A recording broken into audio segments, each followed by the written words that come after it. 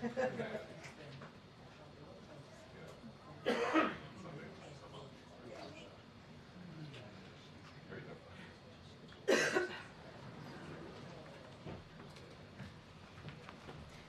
afternoon, everyone. Good afternoon.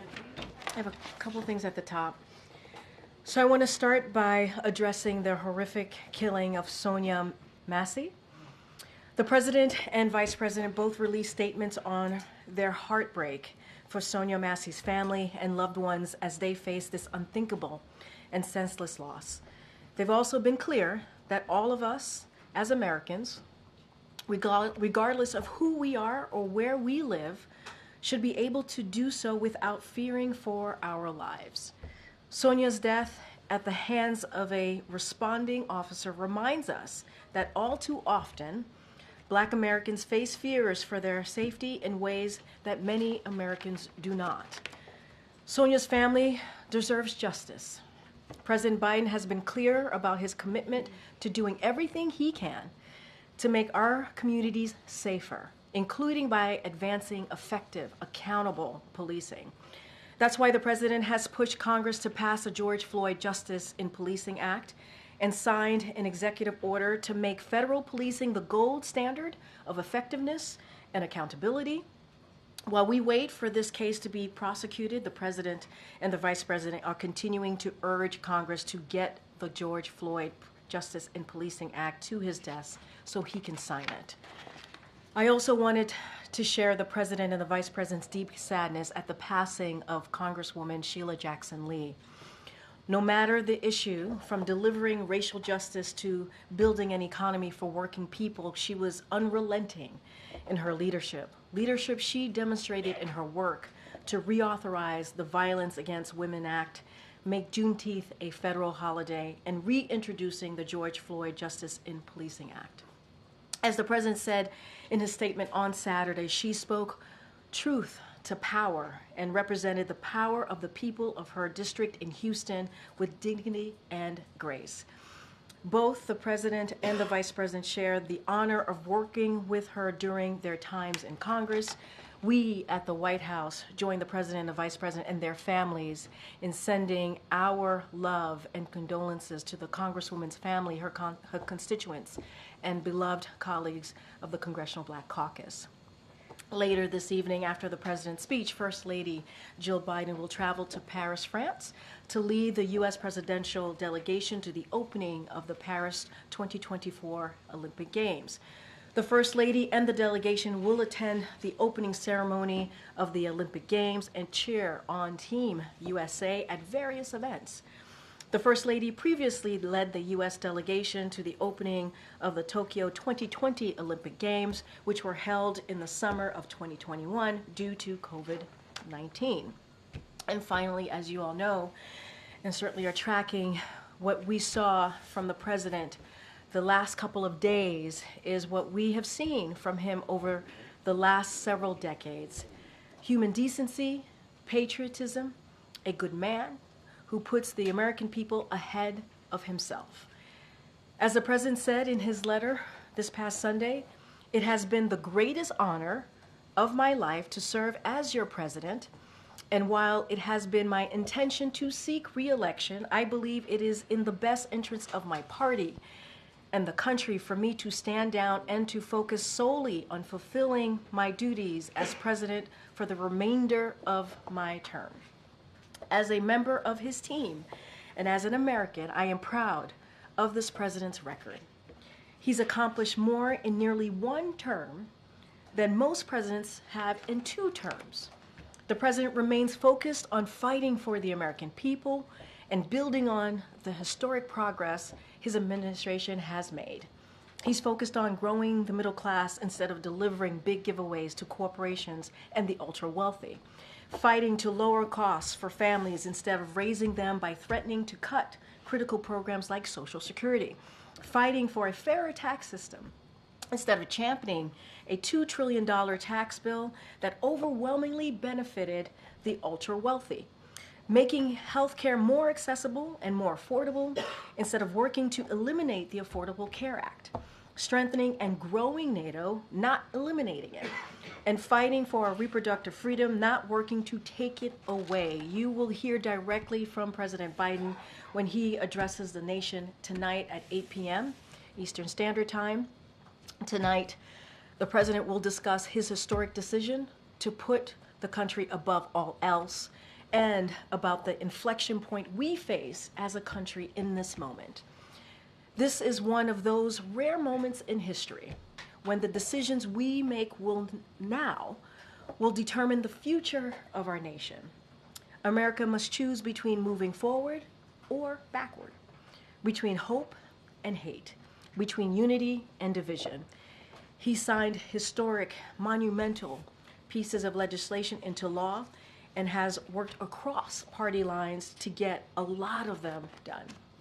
From jumpstarting a historic economic recovery to the largest investment in clean energy and climate action, gun safety, and more. The president is proud to have delivered these historic results for the American people, and he's going to use the remainder of his term to build on this progress for the future with the enduring faith he has in our nation. And so, therefore, I encourage all Americans to tune in tonight to hear directly from the president. Zeke? Thanks, Karine. The president believes that it's best for the country that he not be in the Oval Office for another 4 years. How can you assure the American people that he's up to be in the office for the next 6 months? Well, first I would say is that, and I've heard these suggestions out there. This is not an answer to you. This is an answer to the suggestions that I've had. I've heard about him resigning from office. We believe, and any suggestion of that note is ridiculous. It is not what we believe. The president, I just laid out what the president has been able to do in almost 4 years, and it's been successful. He's been able to do more, again, than any president has been able to do in 2 terms. He's been able to do that more in 1 term. And he wants to finish the job that he started and delivering more historic results for the American people.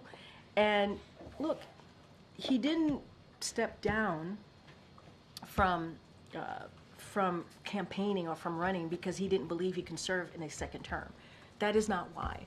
And what I would say, as I just finished my opening, I would say tune in.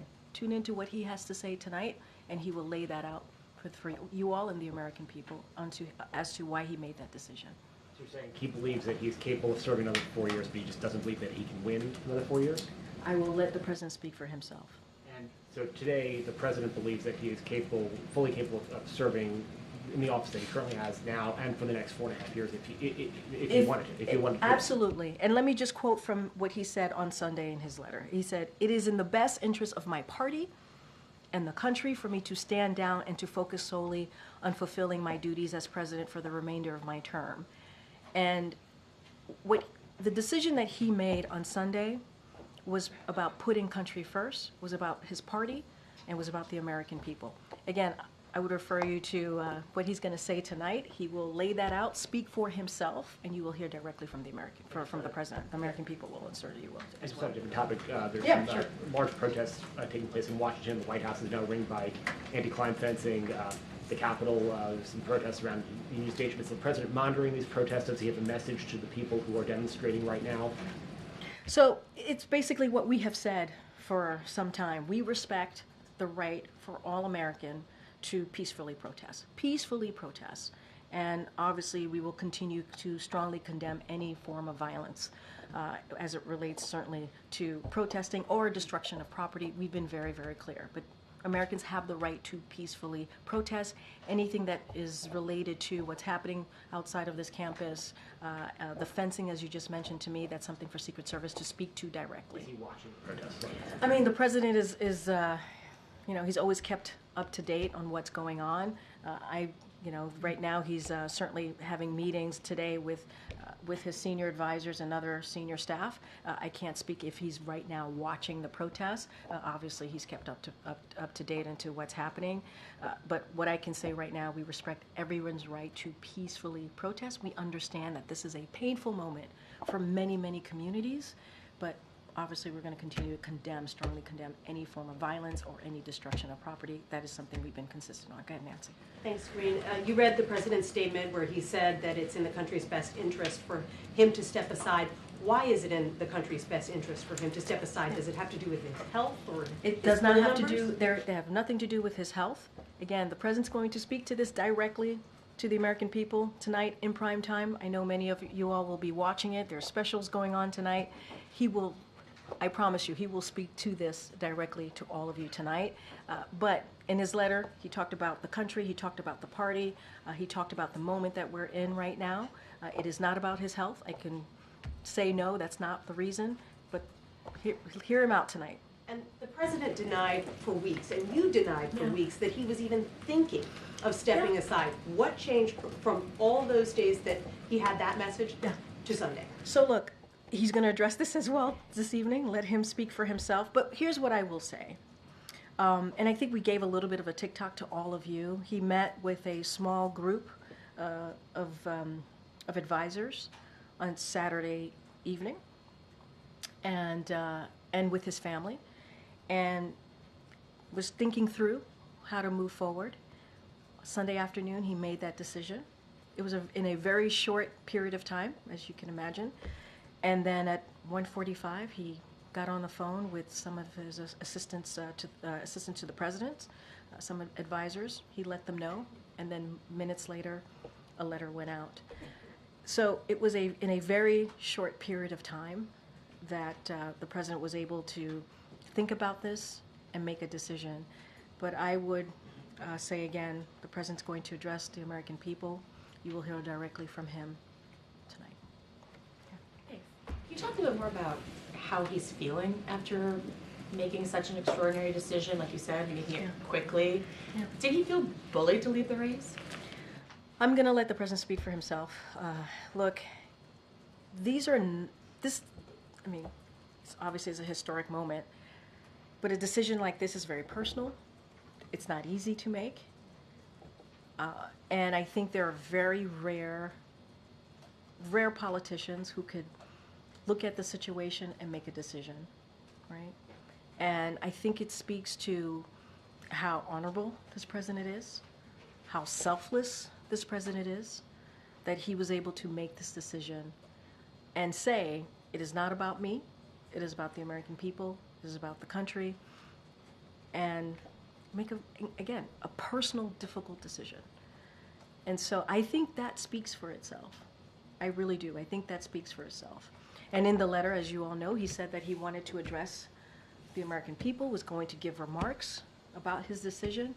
And now we've come to that day where he's going to speak directly to the American people later tonight, and he's going to lay out what it is that he wants to say, what he believes the American people want to hear directly from him. Just switching gears a little bit to Sure.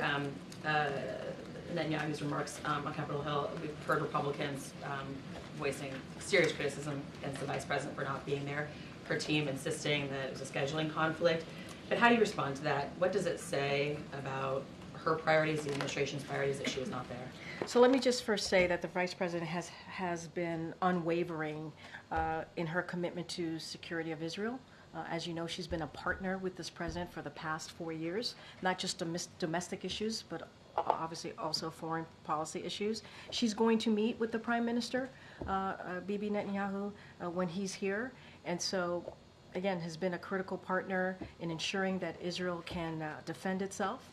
And to secure hostage deal, as you know, the president, we've been talking about that for some time, making sure that we have this hostage deal. She's been a partner in that.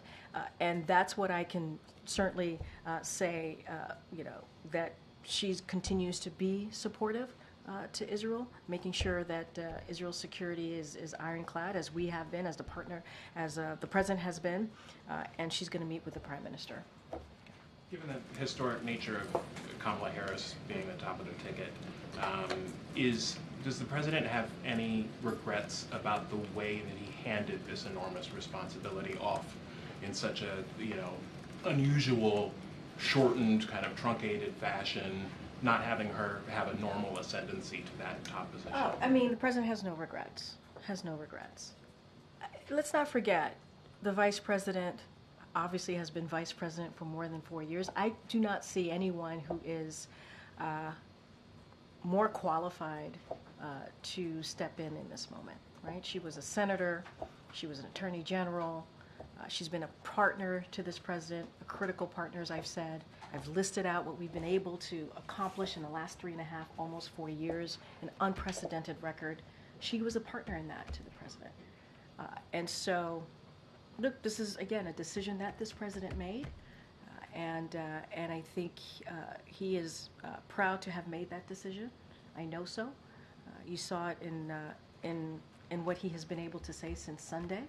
He's going to be on camera later today, obviously, to address the American people from the Oval Office because of this moment and how big this moment is. He wants to do that. He wants to make sure that Americans hear directly from him again after putting out the letter on Sunday. And if you could distill just into a few kind of bite-sized pieces, what specific policies, actions does the president want to get done in these last few months? So he certainly wants to build on what we've been able to do. You heard me say this has been certainly what he's been able to accomplish in the four years in this first term is more than we have seen in presidents who have done 8, many presidents who have done 8.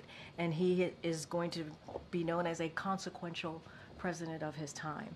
And so he's going to continue to build on those successes. I mean, let's not forget, if it wasn't for the American Rescue Plan, we wouldn't be able to get out of the pandemic. We wouldn't be able to open up schools. We wouldn't be able to open up businesses wouldn't be able to open up again. There's the Inflation Reduction Act, which was also an incredibly important piece of legislation. If you think about climate change and dealing with that, if you think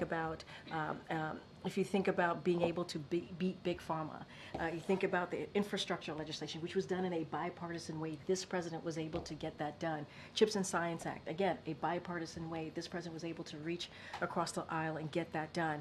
You think about NATO, making that stronger and bigger. I mean, there are many ways. I'm just naming a few things that the president's been able to do. Look, both of them, the president and vice president, are proud to have delivered these historic results, and we're going to continue to figure out ways on how to build on this progress. So that's going to be his focus. We will have a lot more to share. I'm not going to name out policies at this time, but you certainly will hear from this president. He's going to run through the finish line. No concerns about being a lame duck? We don't see ourselves as a lame duck president at all. In this period of time, this is a president that has been incredibly successful, and he's going to do everything that he can to continue to fight for the American people. I would say stay tuned. Watch. Thank you, Karine. I have 2 questions, one on the vice president and then one on the president's decision. First, it's clear that President Biden and Vice President Harris have met regularly, including their standing lunches from the outset of the administration. But I'm wondering now, since he made his decision, if there are any plans to increase the cadence of those interactions, or if he plans to include her in more of his policy-making processes. How will that relationship and that involvement change? So what I can say is the president and the vice president speak regularly. They see each other regularly. You named some ways of how they've been able to do that, to stay in touch and see each other in person. Look, the president is committed to being president and leading this country forward in the way that he believes that Americans want to see this country moving forward. And the vice president's going to continue to be a critical partner. Nothing's going to change in that.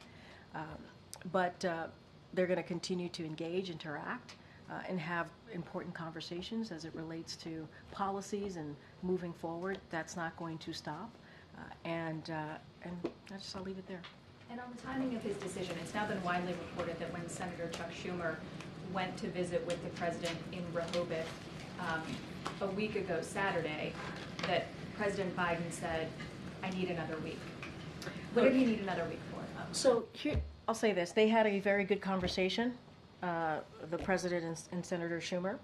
I'm not going to go into their private conversation. I'm not going to go into particulars, but it was a good conversation. You said it was a very short time frame in which the president was in making that advised, decision, right? When he started thinking decision about it and making that decision, it started Saturday evening, and on Sunday afternoon, he made his But decision. it sounds like he was presented with data a week prior.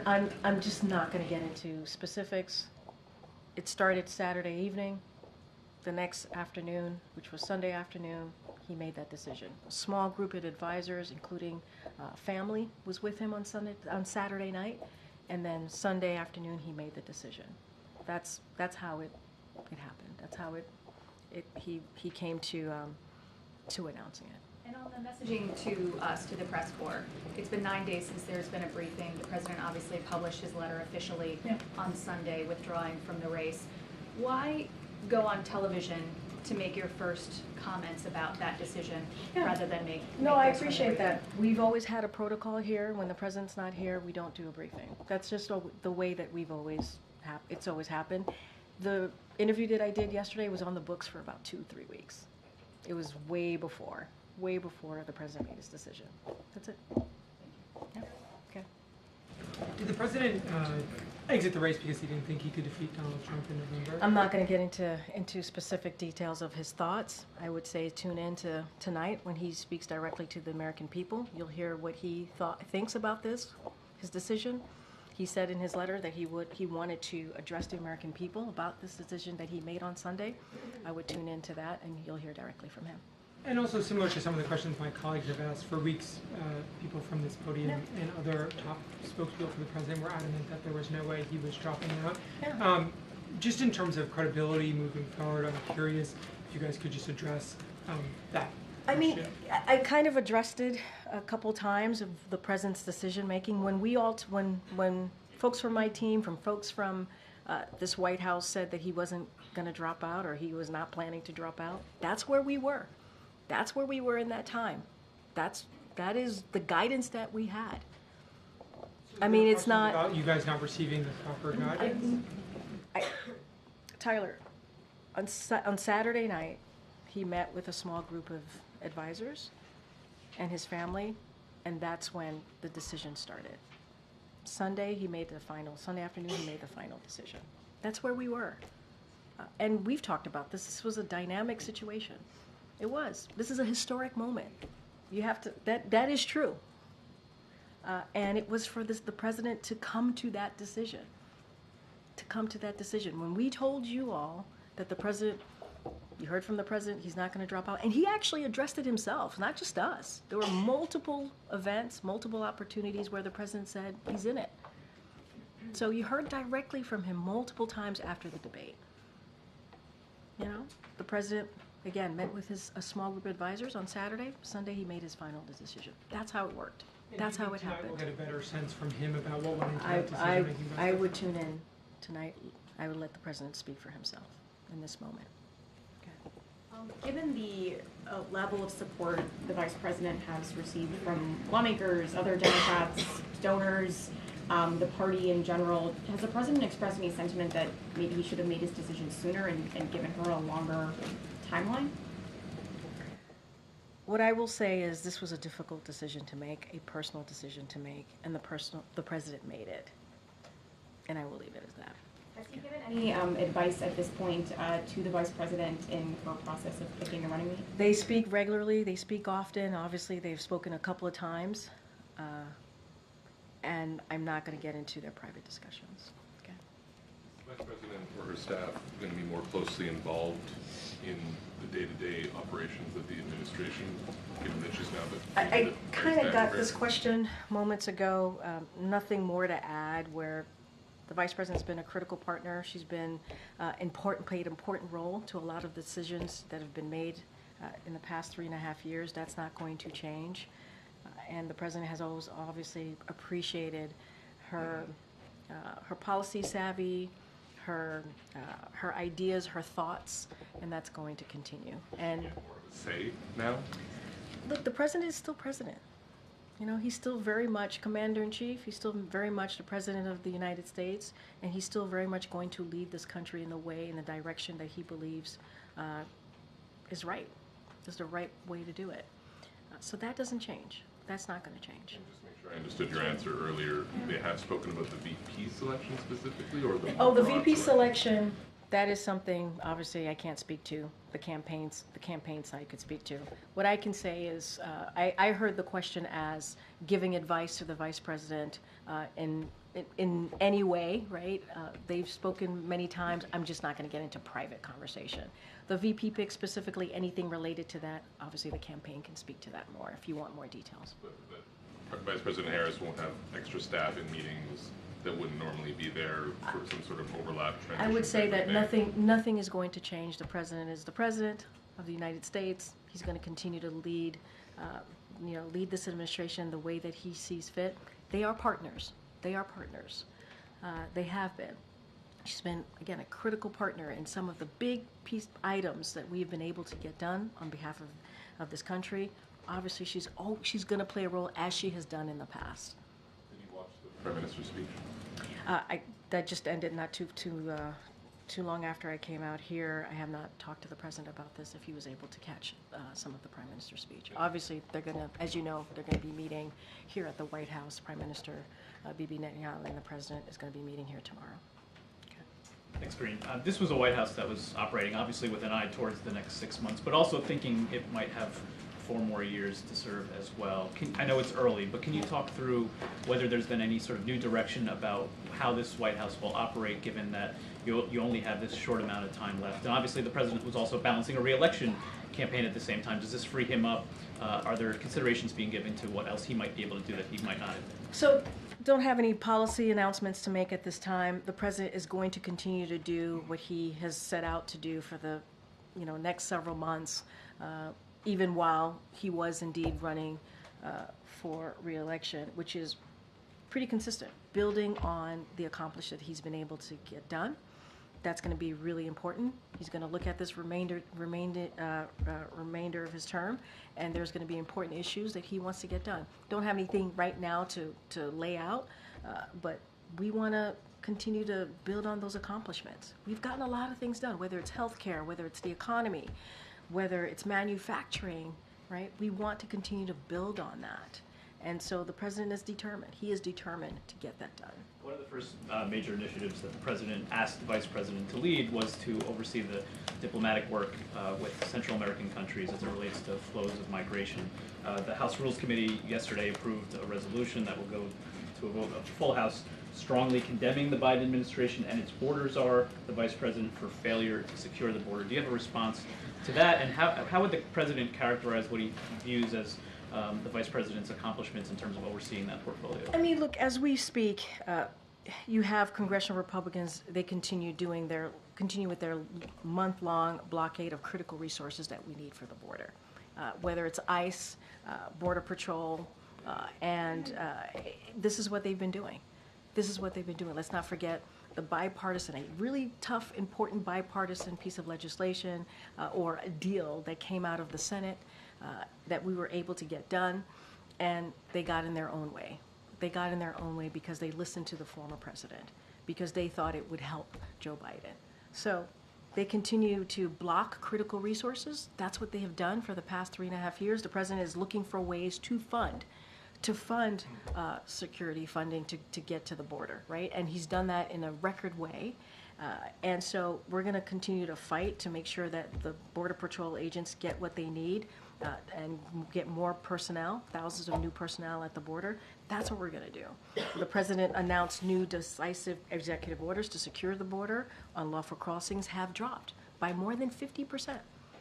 And that's the president acting without Congress by 50%. They are now lowered at this point than they were in 2019 and lower than when the former president left office. And the president's doing that on his own. On his own. They get in the way, he finds other ways to make things happen. That's been the story of this administration. One more question. Obviously, the Secret Service director resigned yesterday.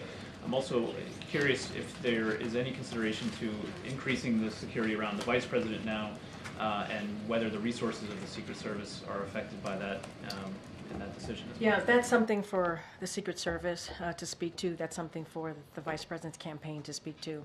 I don't have anything to add on that as it relates to protection. Okay. How are you doing with all of this, Karine? You care about how I feel? Are you going to stick around for a potential President Harris administration? Oh my goodness, let me just get through the day. Can I just get through today? I do have some other questions. No, I think that's good. I think we're good. I think we're good. Karine, How are you doing? Are you I'm good? doing okay, thank Yeah, you. I haven't seen you in a while. Well, you guys haven't had a press briefing since President Biden dropped out of the race, The so president hasn't been here. He just got here yesterday, and now I'm here taking your questions. thank you.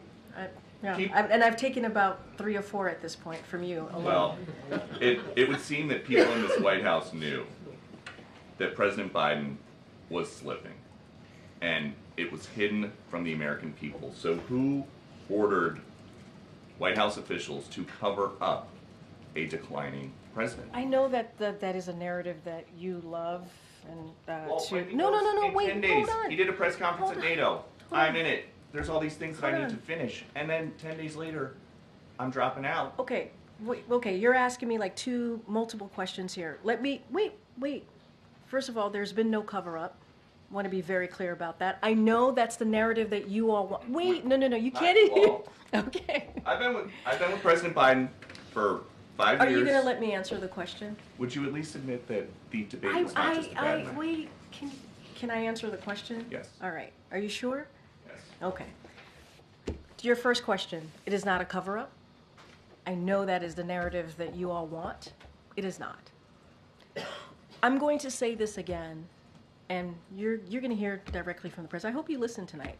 I think it's going to be incredibly powerful and important. The Oval Office, presidents, as you know, when they make speeches from the Oval Office, it's because there are important moments that they want to directly make sure that the American people hear from them, and it's obviously going to be done in prime time. I would listen to the president. And then what I will say is that it is not easy making a decision that the president made on Sunday. It is just not. It is not. And as you all reported, it is historic. It is unusual. This is not the norm. And making a decision like that for someone who has been in public service for 54 years, U.S. Senator for 36, President to Vice President to President Obama for 8, and now a first term as president himself. These are not easy decisions to make. They're just not. And so the fact that he was able to make that decision in a selfless way, that's admirable. One of the decisions he made, President Biden wants Vice President Harris to be the standard bearer of the party now. Does she still want to get rid of ICE?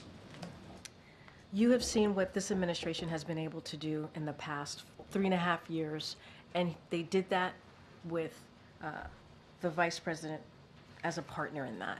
And Republicans got in the way. The president went around Republicans and was able to get thousands of personnel at the border, and now we are seeing a 50% drop at the border. And that's because of what this president has done. As a partner, though, she's been in charge of root causes of migration for years. She has never spoken to the Border Patrol Chief, Jason Owens, or the Border Patrol Chief before him, Raul Ortiz. What should that tell us about her leadership style? She was supposed to be doing root causes, dealing with diplomacy. And Diplomacy. Wait, diplomacy. That's what her job was supposed to be. Diplomatic. That's the job. And I understand that you're asking these questions, but we should also look at congressional Republicans who got in the way, literally got in the way of everything that this president was trying to do to deal with the border. They got in the way. They would say one thing and then they would change their mind.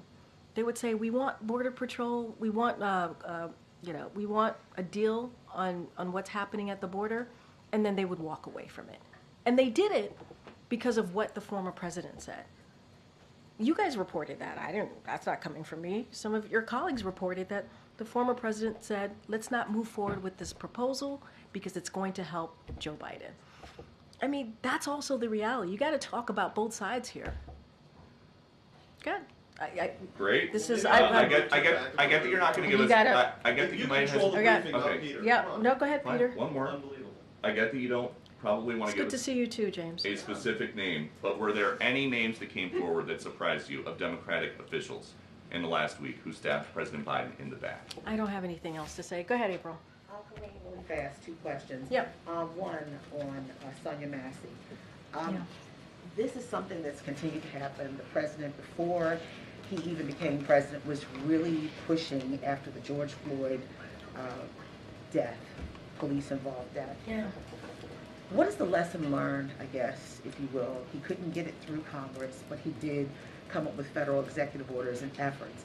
But what is the lesson learned from this moment that continues to happen that I guess Kamala Harris might have to start dealing with as well if she becomes president? I mean, when you say lesson learned, meaning? How could you have done something differently, or what could you have done to maybe change the dynamic?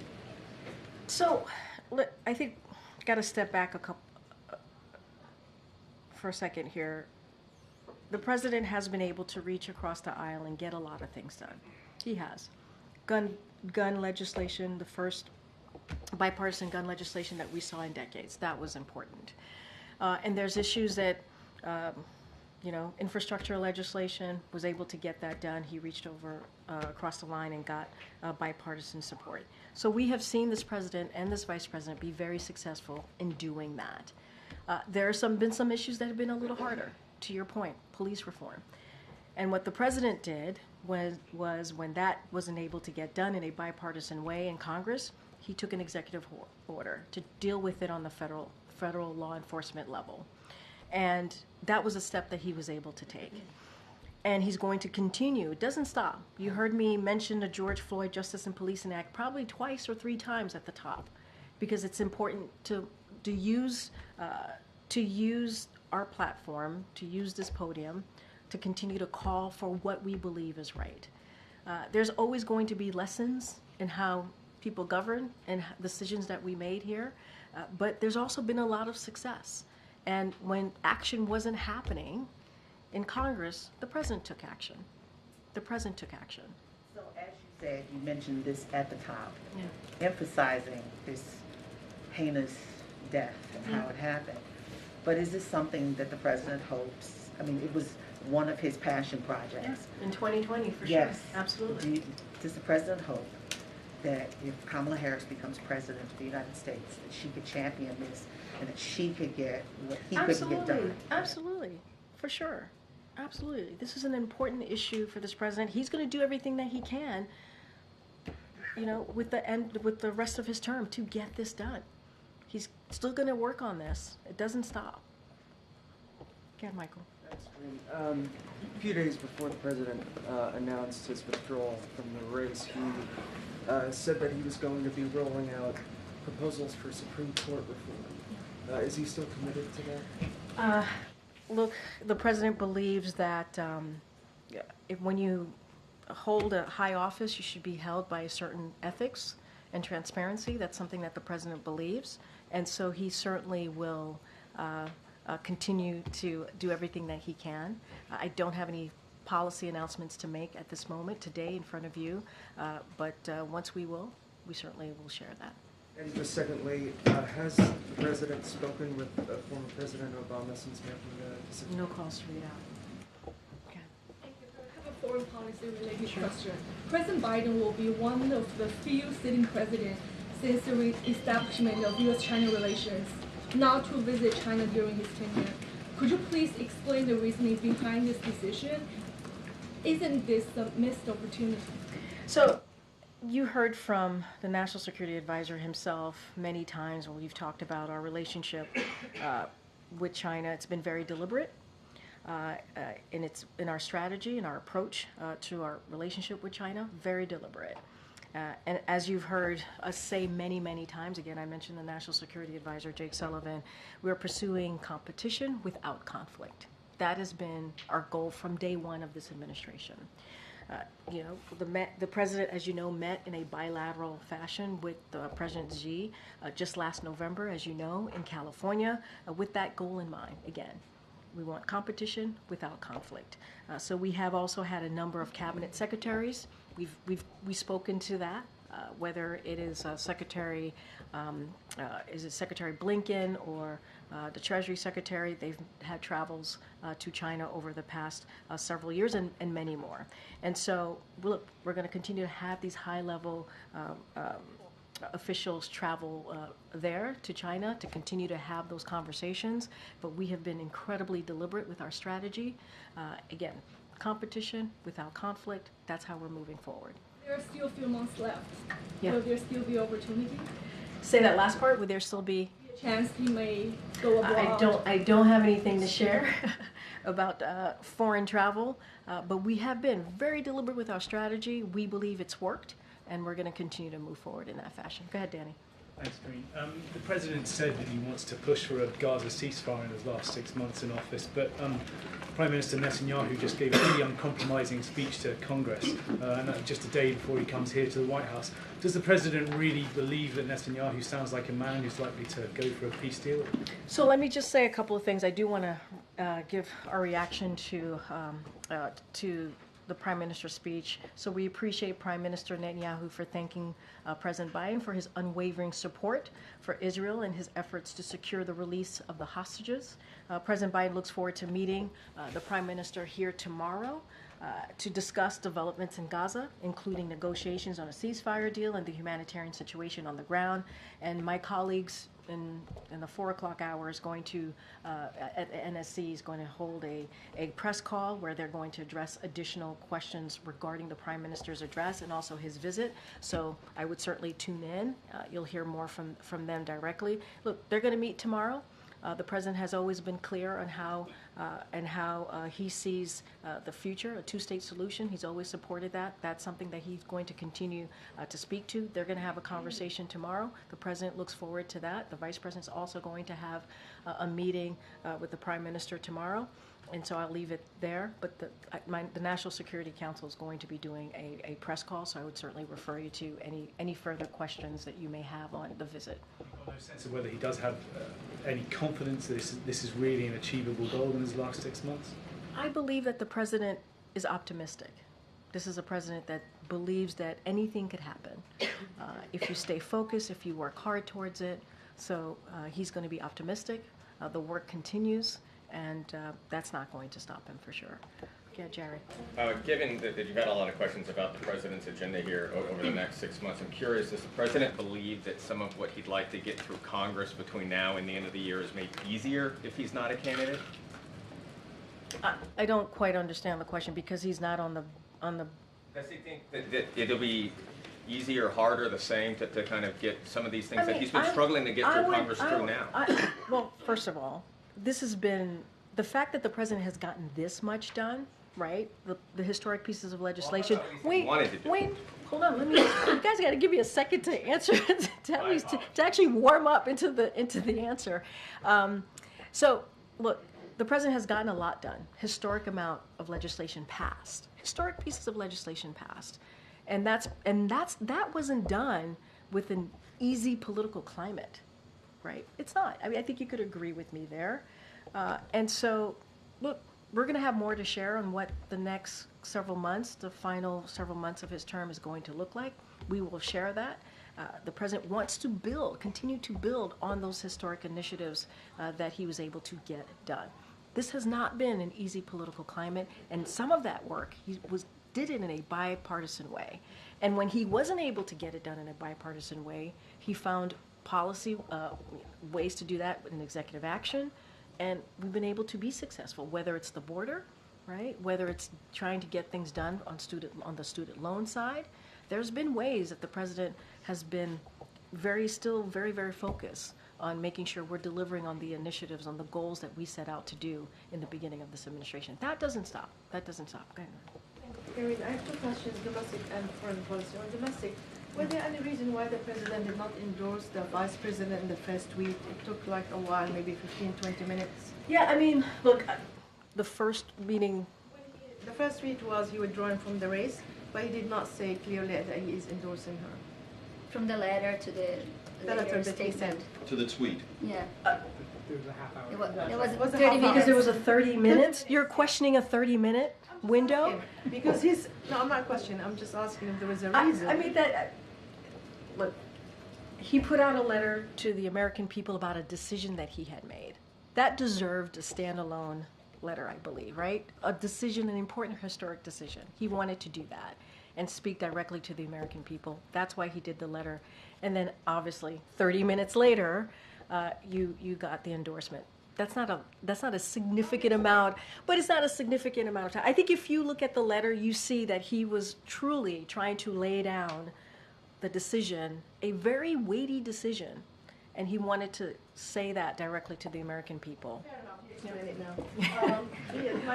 I thank you for approving that answer. Second question on foreign policy, just to follow up on Sure. this question.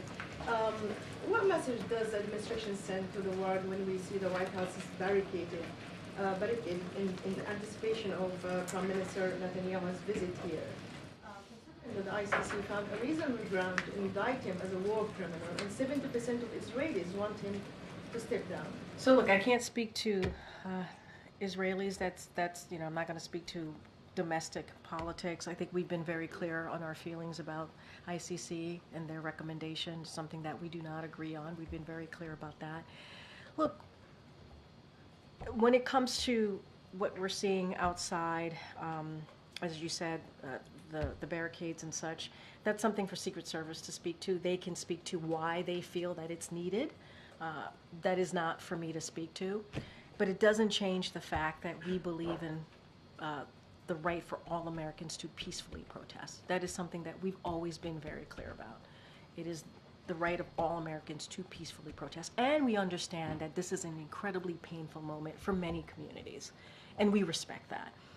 And also, in that same vein, we're going to strongly condemn any type of violence or destruction of property.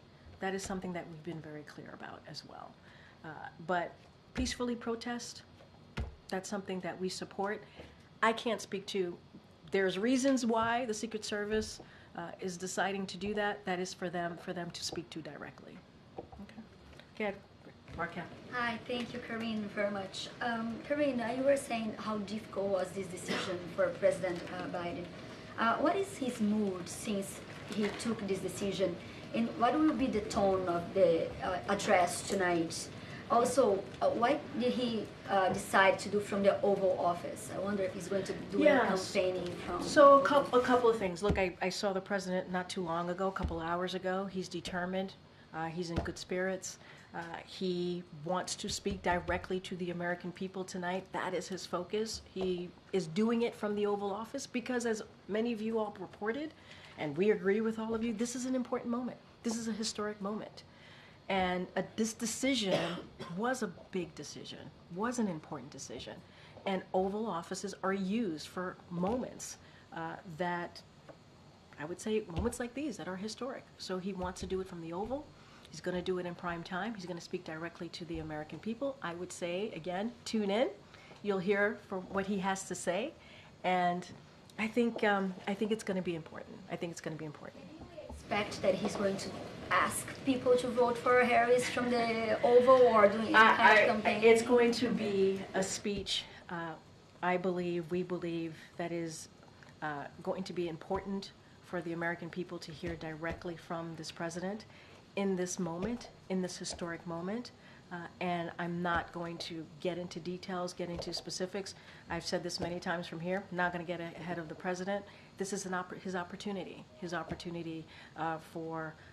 to explain that decision and for the Americans people to listen in. So I know I got to go. Go ahead. Thanks so much, Queen. Can you give us any more color about the preparation for the speech? Who's been helping the president write it? If he's been sounding, using anybody as a sounding board? I'm not going to go into details. Obviously, this is the speech that the president's very deeply involved in. You don't use the Oval Office often. You use it for incredibly important moments. And that's what you're going to hear tonight. Just not going to get into specifics as to how the president is preparing. I will say this, obviously his senior advisors are always heavily involved, and this is a president that's taking this very seriously, very focused, like he does with any other speech. And so, tune in.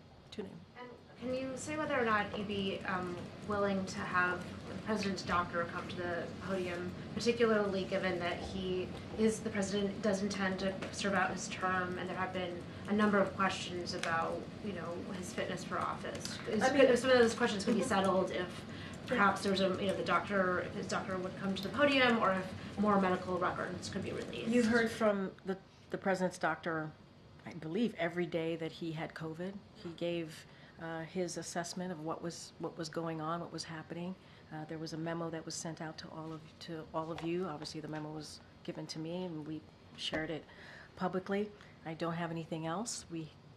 And you've heard me say this many times. There was an extensive medical evaluation that was done, physical that was done in February. You all have that.